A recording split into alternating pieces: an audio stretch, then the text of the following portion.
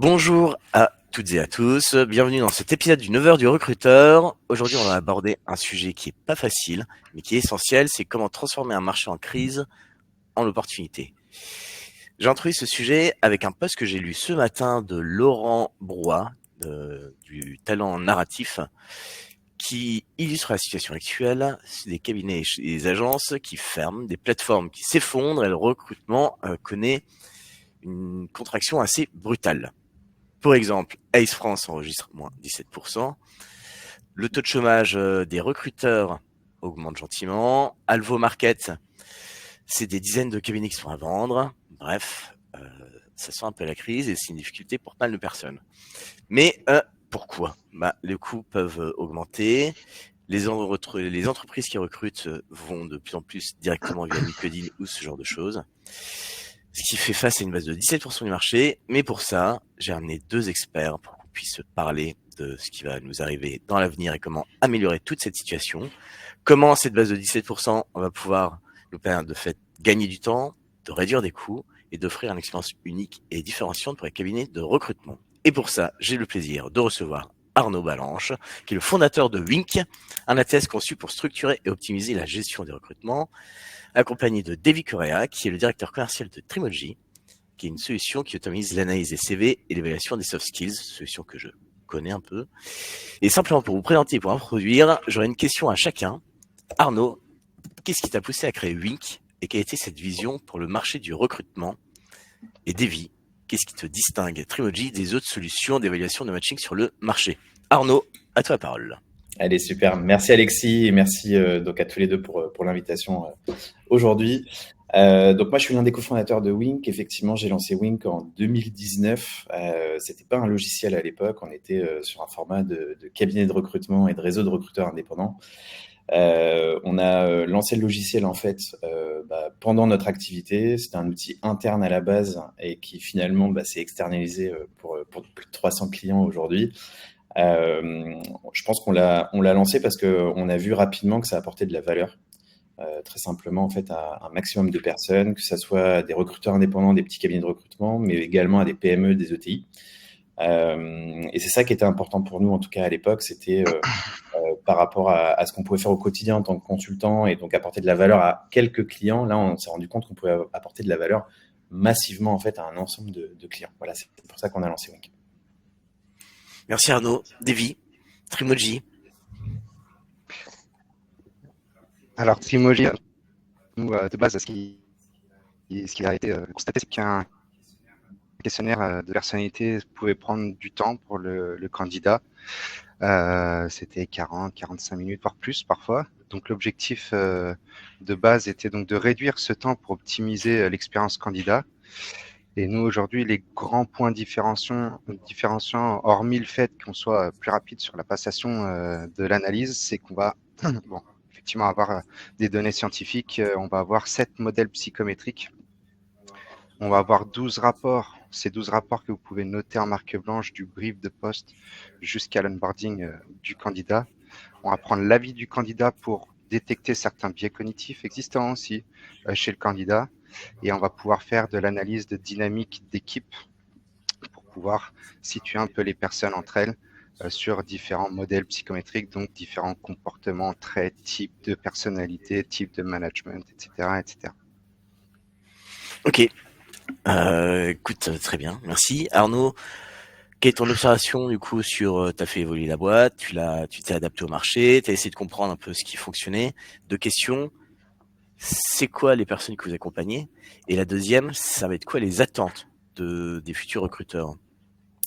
Ouais, effectivement. Peut-être aussi juste pour rattacher aussi au sujet d'aujourd'hui, on en a connu plusieurs des crises depuis qu'on s'est lancé sur le marché du recrutement, même moi à titre personnel en 2009. En fait, j'ai aussi le sentiment que les crises, elles s'accélèrent, qu'on vit perpétuellement en fait en crise. On entend des discours qui sont hyper alarmistes. Si on prend la newsletter qu'on a peut-être tous lu ce matin au réveil de Laurent Brouat, effectivement, si on est concerné par ces sujets-là, on se pose quand même beaucoup de questions. Et je pense qu'il faut être aussi conscient qu'il y a un réel sujet là actuellement notamment pour des recruteurs indépendants, pour des petits cabinets de recrutement, même pour des plus gros. Tu as cité Hayes, c'est un peu la cata. Malgré tout, en fait, il y a des choses qu'il faut continuer de faire, mettre en place, des réflexions à avoir pour en tirer des opportunités. Et je pense que c'est la résilience des uns et des autres qui fera qu'on pourra sortir gagnant de ce type de crise. Et pour répondre à ta question, en fait, nous, on a voulu développer Wink surtout pour les petits qui avaient peu de moyens de négociation. On voit encore LinkedIn ou tous les autres outils augmentent leurs tarifs tous les ans. C'est assez ahurissant. Il y a une contraction des acteurs aussi sur le marché, puisque tu as les trois gros qui sont en train de tout exploser entre Hello Work, Indeed et LinkedIn, qui laissent un peu moins de place aux autres, avec en plus des prix qui augmentent. Donc, c'est vrai que beaucoup d'acteurs du staffing aujourd'hui sont un peu pris en étau entre c'est plus compliqué de trouver des clients parce que les entreprises internalisent leur recrutement, en tout cas en ce moment. Les outils sont de plus en plus chers. Il y a de plus en plus de concurrence, j'ai l'impression aussi, notamment sur le recrutement indépendant. Donc voilà, nous on s'est dit, l'objectif c'est de rendre un outil accessible à tous, puisqu'en fait notre outil pour un recruteur indépendant, par exemple, il est à moins de 1 000 euros par an. On a vraiment ce seuil psychologique des moins de 100 euros par mois. Et dans notre outil, en fait, on a essayé d'intégrer tout un écosystème d'autres outils qui ont été pré-négociés avec des tarifs un peu plus abordables. Et l'objectif, effectivement, c'est d'une part d'apporter du flux de candidats, de donner la possibilité donc aux recruteurs d'automatiser tout un tas de tâches qui sont ultra chronophages et qui leur prennent du temps. Parce que c'est aussi la gestion du temps qui fait qu'on peut sortir de certaines crises aussi des fois. Et voilà, tout ça dans un outil qui est ultra simple et ergonomique. Et ça marche plutôt bien. Donc, du coup, investir sur le temps et puis faire gagner du temps. Ouais, Comme Trimoji pourrait pas le faire. Hein. Davy serait quoi les résultats immédiats d'un cabinet qui utilise Trimoji? En quoi ça va l'aider à faire gagner du temps et à processer plus rapidement? Déjà, ça va l'aider à être rassuré par rapport à ce qu'il peut voir avec le candidat aussi pendant l'entretien. Ça lui permet de sécuriser ses recrutements également au travers des différents rapports, comme je l'ai précisé avant, et au travers du rapport d'onboarding également. Il va pouvoir gagner du temps du fait qu'on peut également s'intégrer, nous, dans les ATS. On a des partenariats qui sont très bien mis en place par Alexis, ici présent d'ailleurs, avec différents partenaires, et qui vont permettre d'accélérer ce process aussi en fonction du tri de CV, parce nous, aujourd'hui, on propose un trieur de CV automatique et qui va être donc implémenté aussi dans les ATS et permettre de passer un candidat de colonne en colonne pour faire une préqualification de préqualification. Donc c'est oui, aller faire du gain de temps. Et est-ce qu'il n'y a pas ce sujet en fait de se dire qu'il y a des boîtes qui peuvent avoir une trésorerie et avoir une visibilité devant eux, et donc avoir du temps pour investir, revoir un peu leur roadmap et s'adapter, et peut-être diversifier leur activité, contrairement à d'autres qui vont se sentir peut-être coincés. En fait, à quel moment on va se dire là c'est le moment où je vais pouvoir investir dans des outils, et ces outils-là en fait vont me faire gagner du temps et du chiffre d'affaires. Quelle pourrait être la typologie pour vous? Attends, je t'ai pas entendu, ça a coupé. Ça a coupé, mince. Non, je dis quels étaient un peu le moment où il faut savoir investir justement sur ces outils-là pour se refaire. C'est pas un mauvais moment. C'est pas un mauvais moment pour investir. En tout cas, c'est pas un mauvais moment aussi pour réduire ses coûts, hein, parce que je pense qu'aujourd'hui, quand on se lance, que ce soit en tant qu'indépendant ou cabinet, on essaie de s'équiper au maximum pour contenter un maximum de ces recruteurs, des demandes que peuvent avoir ces recruteurs-là. Et je pense que ce qui est intéressant aussi, c'est de calculer et avoir ce mindset en fait héroïste en permanence. Et donc de savoir finalement, quand je paye 1 euro dans un outil, qu'est-ce qui me rapporte à la fin. Ça, c'est des choses que permettent de faire aussi Wink. On est en train de travailler là-dessus, notamment sur le calcul des coûts par candidature, par canaux d'acquisition. Donc ça, c'est quelque chose qui va être hyper important pour optimiser ces stratégies, notamment médias, si jamais on diffuse des annonces sur des sites payants. Ça, tu as déjà un peu de chiffres? Tu as déjà ou c'est juste en cours de process? Ouais, on commence à avoir des chiffres en fait, mais après c'est très variable et ça dépend des secteurs d'activité, des métiers, de la seniorité des profils qu'on recherche. Mais en gros, le coût d'acquisition d'un candidat aujourd'hui via des supports comme Indeed ou autre, ça peut aller de 1,50 € le candidat à 10 ou 15 € le candidat en fonction de ce qu'on cherche. Donc voilà, nous aujourd'hui, on travaille aussi sur des sujets comme ça. C'est pas encore sorti, mais ça sort cette année. C'est la capacité en fait d'anticiper le coût par candidature, de le rendre visible en fait pour nos utilisateurs et qu'ils puissent investir le budget qu'ils souhaitent en fait pour avoir 5, 10, 15, 20 candidats et changer un peu de paradigme puisque auparavant on mettait souvent des budgets sur une annonce, on attendait, on priait et puis on n'était pas forcément très satisfait de ces résultats. Là voilà, en fait, on va vraiment donner le pouvoir en fait aux recruteurs pour qu'ils puissent décider si l'investissement, ça sert à quelque chose de le continuer ou de le stopper pour déplacer son investissement sur d'autres lignes. Voilà, donc c'est un petit peu l'idée, c'est se servir de la technologie pour éviter de se ruiner dans des outils qui ne servent pas toujours tout le temps. Voilà. Ouais, donc avoir une visibilité sur l'investissement qu'on va mettre, du coup le Ouais, temps, et qui on met et combien on va peut-être même se dire combien de temps je peux passer sur ce recrutement pour qu'il exactement. soit à peu près rentable, quoi. Et Exactement. dans le même un peu dans le même giron la manière de faire, Mhm. Davy, tu peux peut-être nous expliquer comment certains de nos clients, eux, arrivent à gagner de l'argent avec Trimoji. Il y en a sur les Alors, rapports qu'ils font, parce que là on parlait de gain de temps, on parlait donc du coup ce gain de temps qui peut se transformer, ce temps qu'on va aller chercher en prospectant de nouveaux clients, mais aussi ce côté sécurisé, ce que tu disais Davy sur le fait de Trimoji. Et nous on sait qu'on a certains de nos clients, amis, qui vont pouvoir faire une plus-value de Trimoji. ouais, c'est ça.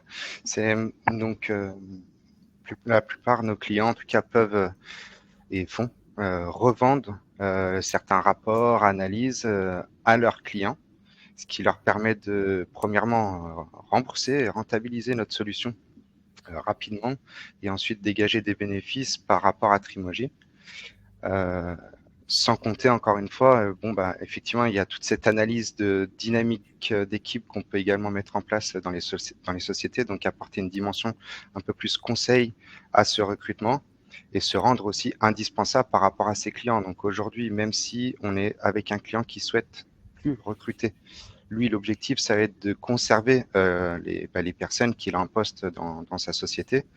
Pour conserver ça, il y a différents leviers de rétention qui existent, mais il y a aussi la cohésion, l'esprit de groupe et essayer de se connaître un peu plus les uns les autres. Effectivement, quand on peut faire une analyse de dynamique d'équipe de cette manière-là, déjà on consolide un petit peu la rétention du personnel, mais en tant que cabinet, en apportant cette approche-là, on se rend quasi indispensable auprès de ces clients-là, car le jour où ils vont avoir besoin de recruter, vous connaissez déjà parfaitement leur équipe.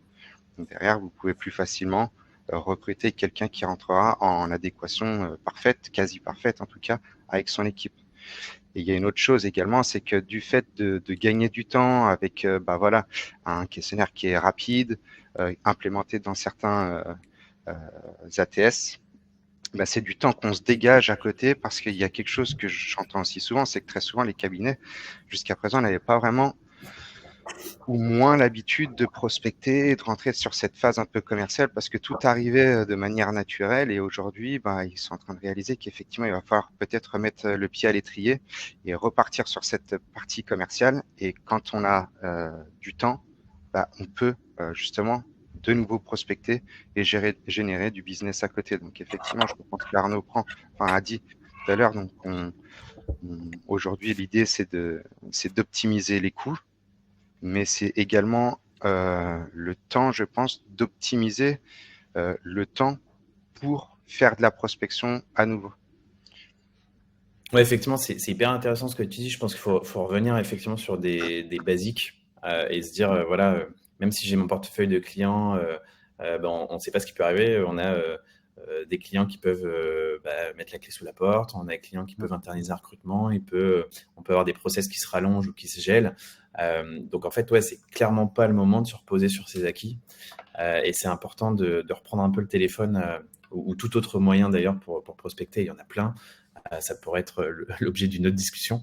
Et des outils comme Trimoji ou comme Wink, c'est aussi des outils qui permettent de se différencier de la concurrence, parce que de la concurrence, on a plein, que ce soit les 3500 cabinets de recrutement ou les 6 ou 7000 recruteurs indépendants, je ne sais plus combien ils sont maintenant, mais il y en a, et c'est pas grave, au contraire, c'est bien, ça montre qu'il y a un marché.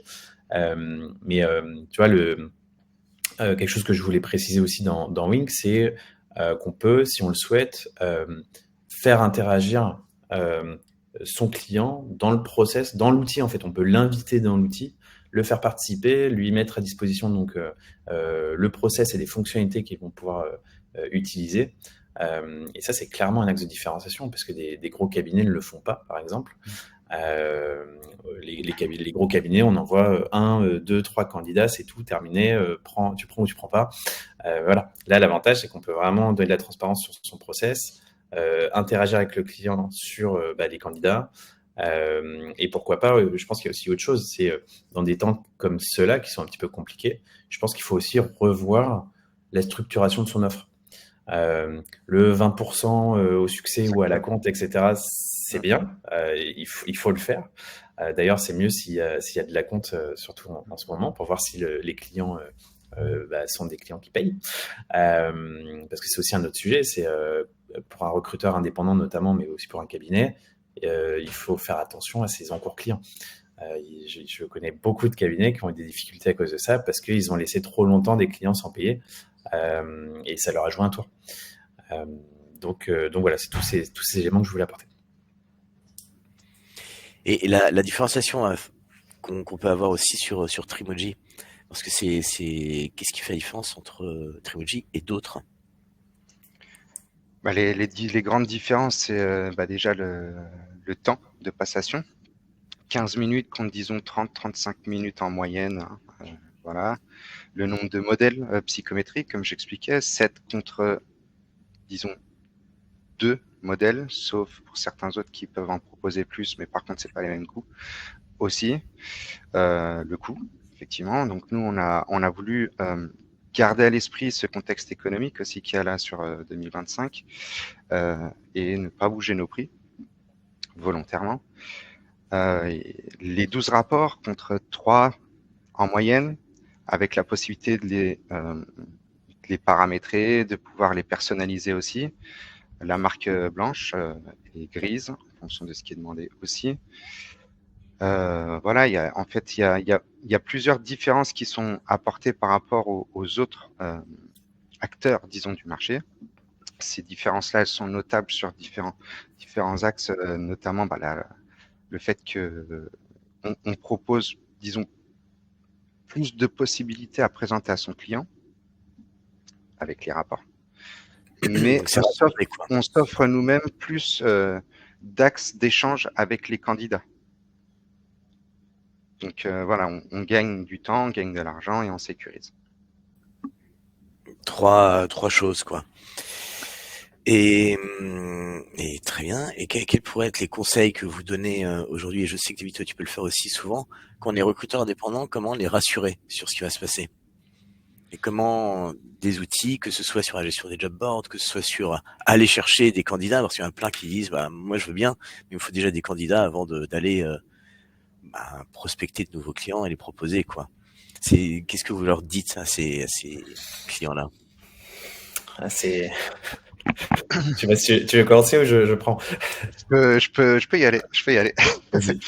Donc effectivement, il y en a qui ont cette crainte, disons, d'investir tant qu'il n'y a pas une demande de l'autre côté. C'est quelque chose que j'ai entendu assez fréquemment. Maintenant, comme on le dit, il faut s'équiper pour pouvoir affronter.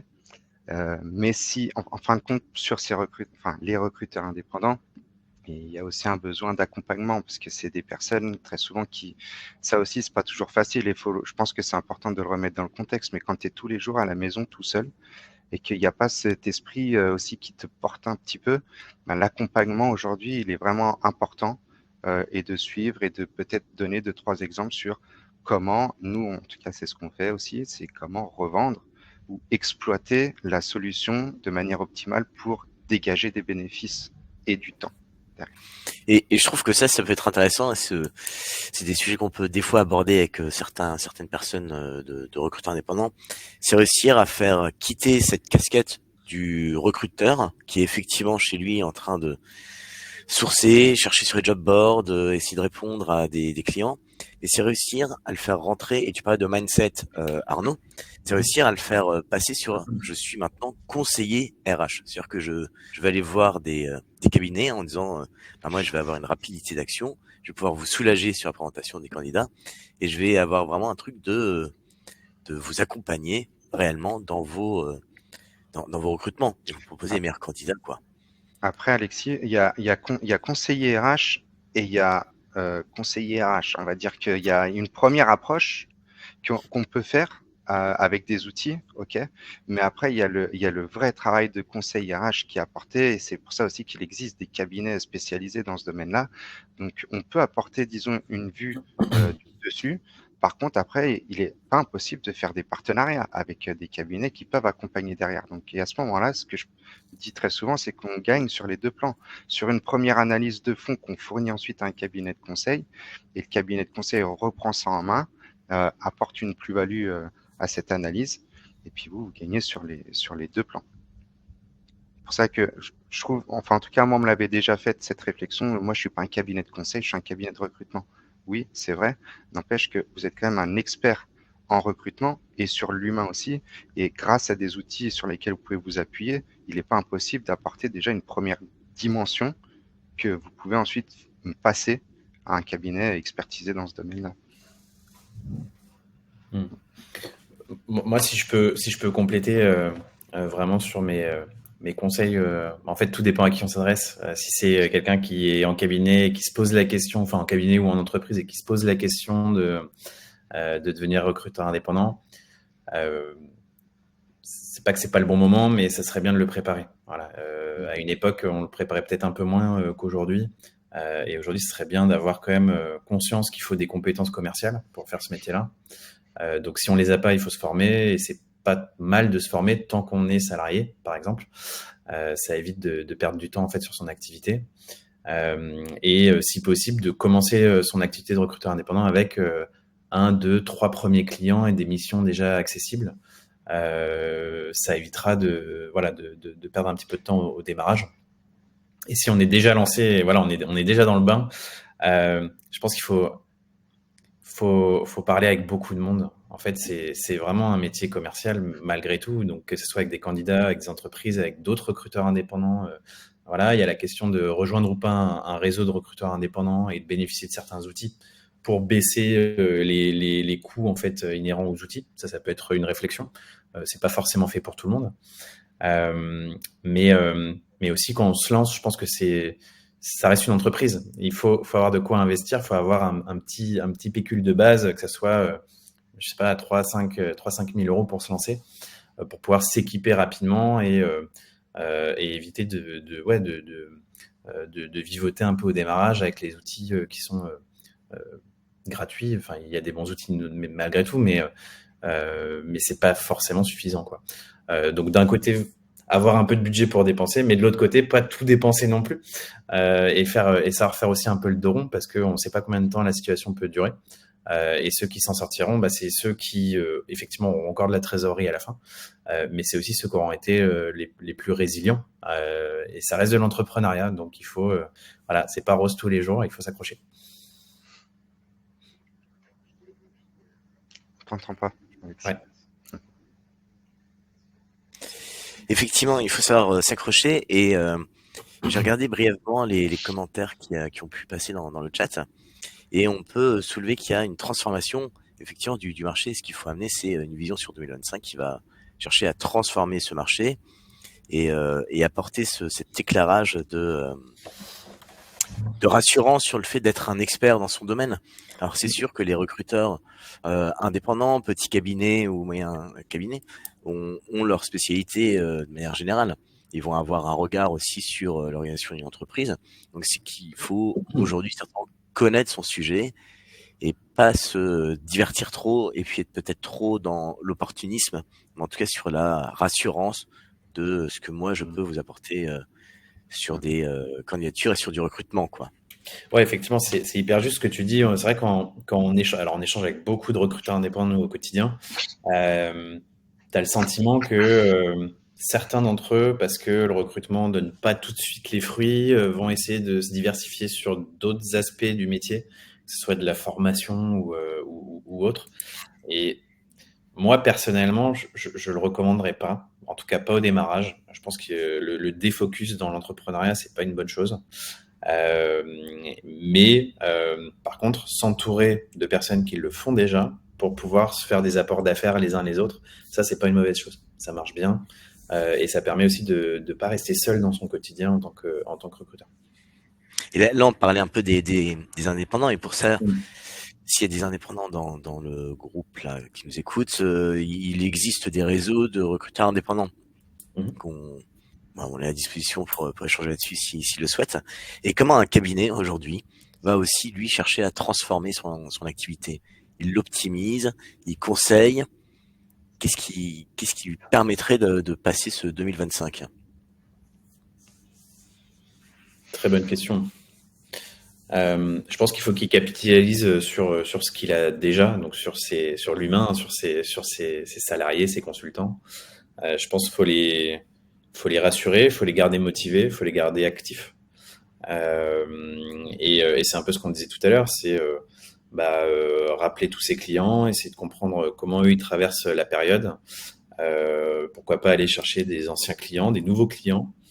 Mais je pense qu'il y a énormément d'actions à mettre au quotidien. C'est parler aussi avec beaucoup de candidats, parce qu'on peut trouver des clients via des candidats, sur des prises de référence, sur d'autres mécanismes. Mais voilà, faut pas être dans l'attentisme et se dire bon bah allez, ces 3-4 mois, on va attendre un peu, ça va passer. On sait pas quand ça va passer et il faut surtout se retrousser les manches et agir, quoi. Ouais, d'accord. Il y Capitaliser sur a l'humain, effectivement. Et d'autant plus que après, pour moi, c'est une question aussi de mindset, parce que quand on est recruteur depuis 3, 5 ans, 10 ans, peu importe. En fait, nous, on a le mindset d'un recruteur et aujourd'hui, dans une période comme ça, c'est important d'avoir ce mindset commercial et c'est là-dessus qu'il faut capitaliser aussi sur l'humain en disant, voilà, on peut former sur une dimension un peu commerciale, on vous accompagne, ça vous ajoute une corde à votre arc, ça va aider la société aussi à grandir, vous également. Donc, je pense que c'est ça en fait, il faut pas oublier l'humain au passage. Et c'est comme ça, c'est ensemble qu'on pourra y arriver, quoi. Je me permets une parenthèse d'un participant dans le chat, Pascal Porte, pour pas le citer, qui dit que l'outil Trimoji permet beaucoup d'actions et que aujourd'hui des cabinets RH doivent être proactifs sur leurs compétences. Ça rejoint un peu ce qu'on a pu évoquer là, et ça va effectivement fédérer ce qu'on a, avoir un acquis et transformer aussi sa solution. Il nous reste 2 minutes. 2 minutes, ça va être pour pouvoir conclure gentiment. On voit que le marché annonce pas forcément des bonnes choses, que cette newsletter de ce matin de Laurent est pas annonciatrice de belles choses. Bien qu'il cherche à être optimiste là-dedans, comment Trimoji et Wink peuvent être optimistes et comment ils peuvent conseiller à tous les cabinets RH de pouvoir optimiser leur temps, sécuriser et puis créer une différence grâce à vos outils. Il nous Ouais. reste 1 minute 30. Allez, en 30 secondes. Concernant Wink, je pense que c'est les deux Et problèmes. Wink et Trimoji. Donc, Et parce qu'on pourrait Trimoji, même évoquer ensemble. aussi On en parlera le juste fait après, que peut-être. il y aura peut-être des possibilités d'association qui font qu'en 3 clics, on gagne du temps. Exactement. Mais en tout cas, vraiment, le promesse, c'est gagner du flux de candidats qualifiés, parce que c'est important, et réduire tout un tas d'actions qui prennent du temps et qui n'ont pas de valeur, en fait, pour redonner du temps pour soit se former, soit passer des coups de fil, soit aller faire du sport ou autre chose. Mais c'est ça qui est aussi important, parce que quand on se lance en tant que recruteur indépendant ou même quand on est salarié, je pense qu'il y a un équilibre à avoir, une organisation à avoir, et je pense que les outils, la tech permet de concilier tout ça. Merci Davy. Et d'ailleurs, Arnaud, il nous reste vraiment 30 secondes. Ouais, Mets ton calendrier dans le chat pour ceux qui veulent en savoir Bien sûr. plus pour Wink. avec Je plaisir. suis Davy. Davy, à vous les mots de la fin. Eh bien, moi, je dirais que pour Trimoji, c'est réduire les tâches chronophages aussi. Avec le tri de CV, ça va être optimiser la data qu'on peut avoir sur les clients, le niveau de, disons, d'échange qu'on peut avoir. Alors, quand je dis niveau, c'est plutôt les données qu'on peut avoir pour échanger avec un candidat, mais également avec son client. Et après, dans un partenariat également qui pourrait y avoir avec Wink, c'est optimiser les coûts de la part de Wink, mais optimiser les coûts avec Trimoji ensemble. Donc, coût plus temps égale pour moi bénéfice et puis amélioration de tout ce qui peut exister. Donc, on n'est pas, je pense pas qu'on soit, effectivement, c'est difficile, mais dans chaque moment un peu plus compliqué, on peut toujours tirer son épingle du jeu sous condition d'investir. Merci à vous tous, c'était un réel plaisir. Je pense qu'on a évoqué pas mal de choses. On serre les coudes, on optimise son temps, on essaie de chercher le gain de temps, on mise sur la tech, et puis on laisse passer 2025 sereinement. Exactement. Ça va très bien se passer. Courage à tous, merci beaucoup. Le prochain 9h du recruteur, ça sera le premier jeudi du mois de mars. Voilà, je sais pas quel jour ça tombe, mais en tout cas, on va parler de plein de choses super intéressantes sur les RH. Arnaud, c'était un immense plaisir. Davy également. Et merci beaucoup. À très bientôt pour de Salut nouvelles à tous. aventures. Ciao, bonne journée. Merci. Bye. Merci, ciao.